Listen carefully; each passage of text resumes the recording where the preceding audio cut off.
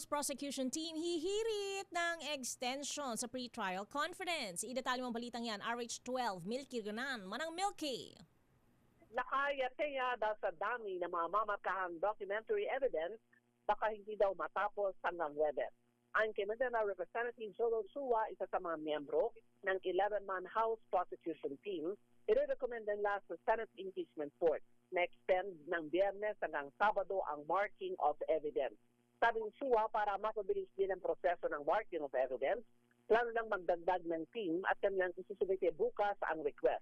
Sa kasalukuyan, 4 na teams ang naka-assign sa marking of exhibits, isang team sa unexplained wealth at 3 naman sa confidential funds. Narito si Manila Representative Joel Sua, isa sa mga miyembro ng 11-man House Prosecution Team.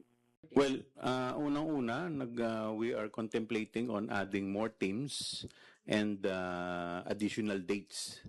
So, alam namin na Friday and Saturday walang pasok ang Senado, pero because of these voluminous documents, kinukonsider na rin namin na pati yung Friday tsaka Saturday, kung papayagan tayo, na magamit na rin. Plano rin ng House Prosecution Team na ipresenta ang mga witnesses 3 araw bago ang presentation. Posibleng pagbubukas din ng selyadong kahon ng BIR base naman sa permiso ng Korte. Ako si Milky Ganan para sa DCRH, una sa Pilipinas, una sa Pilipino.